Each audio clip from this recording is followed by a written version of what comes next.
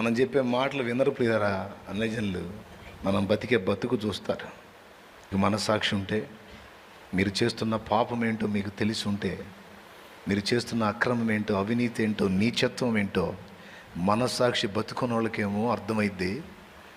మనస్సాక్షి గొంతు నిలిమి ఆత్మను ఆర్పుకొని సాక్ష్యాన్ని నాశనం చేసుకొని నాశనం వైపు పరిగెత్తుతున్న వాళ్ళకేమో నా మాట విసుగనిపిస్తుంది.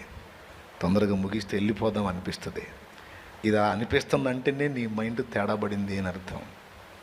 అలా అనిపించకుండా ఖచ్చితంగా నేను సిగ్గుపడుతున్నాను, దిద్దుకోవాల్సిందే, నేను మారు మనసు పొందాలి, నేనే దేవుణ్ణి అవమానపరిచింది, నేను ఇక పశ్చాత్తాపడుతున్నాను, ఇక నా బ్రతుకు కాలము నేను దేవునికి అవమానంగా జీవించను, నా సాక్ష్యం పరిమళింపజేసుకుంటాను, నేను ప్రభు కొరకు నమ్మకంగా బ్రతుకుతాను అనే తీర్మానం మన హృదయాల్లోనికి రావాల్సి ఉంది. అలాంటి వ్యక్తులు ధన్యులు, కృప పొందుతారు. దేవుడు మనుషులు చిన్న తేడా చెప్పనా, చిన్న తేడా. మీరు 10 సార్లు తొట్టుపడి నా దగ్గరకు వచ్చి పశ్చాత్తాపడితే నేనేమంటాను? ఏ మొహం పెట్టుకొని వచ్చా, సిగ్గు శరం లేదా నీకని చెప్పని ఏమని అంటానా?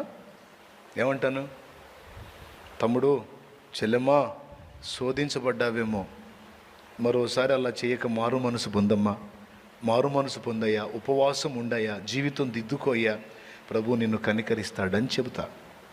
నువ్వు 20 సార్లు వచ్చినా, కానీ ఒక్కసారి నేను తప్పు చేస్తే క్షమించగలరా మీరు?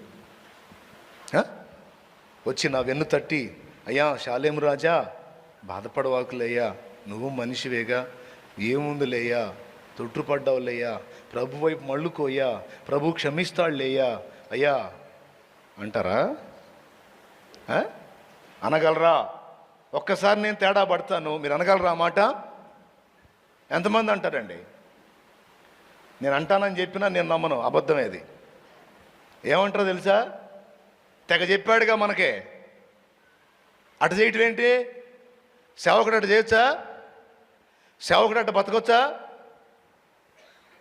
ఎవడన్నా పెద్దోడు, రే పోనేంటిరా పాప, మొన్నటిదాకా బాగానే బతికాడు కదరా, ఇప్పుడే కదరా ఒక దానిలో తేడా పడిందంటే, ఏమో గుట్టుగా ఎన్ని చేశాడు ఎవడో తెలుసు, ఇప్పుడు దొరికాడు దొంగ అంటారే తప్ప, పోనీలే పాపం అని కనికరపడి నాకు క్షమాపణ ఇవ్వగలరా?